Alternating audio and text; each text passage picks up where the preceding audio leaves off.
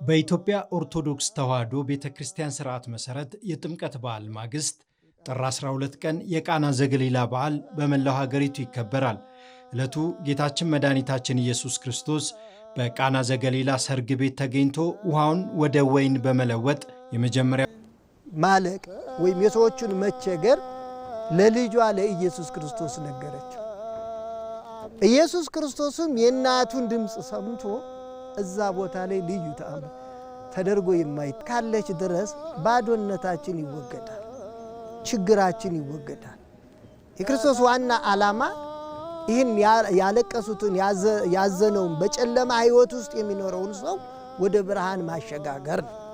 ይሄ ወይም የመጨረሻ ድነት ለጊዜው የሰዎችን ችግር አስወግዷል። የሰዎችን ችግር አስወግዶላቸዋል። መጨረሻው ግን አነ ውእቱ ሐረገ ወይን ወአንቱም አዕጹቂሁ፣ እኔ የወይን ግንድ ነኝ እናንተ ደግሞ ቅርንጫፎች ናችሁ ብሎናል።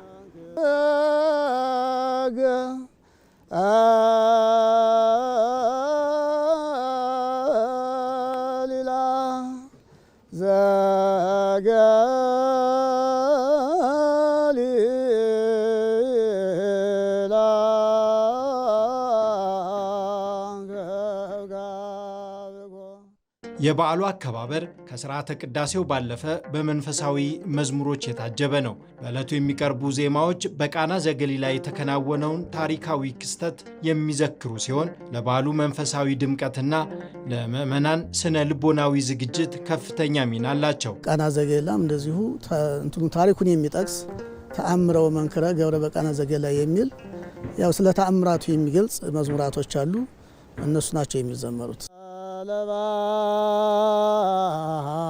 ለባይር ቆመ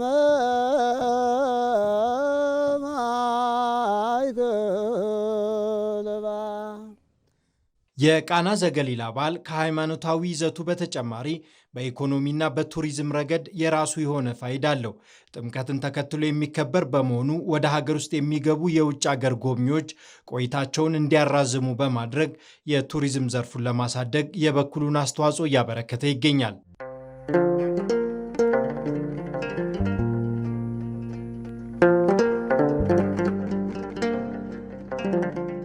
የቃና ዘገሊላ በዓል ከሃይማኖታዊ ስርዓቱ ባለፈ ኢትዮጵያውያን ያላቸውን የእንግዳ ተቀባይነት ባህልና ማህበራዊ ትስስርን ለዓለም የሚያሳዩበት መልካም አጋጣሚ ነው።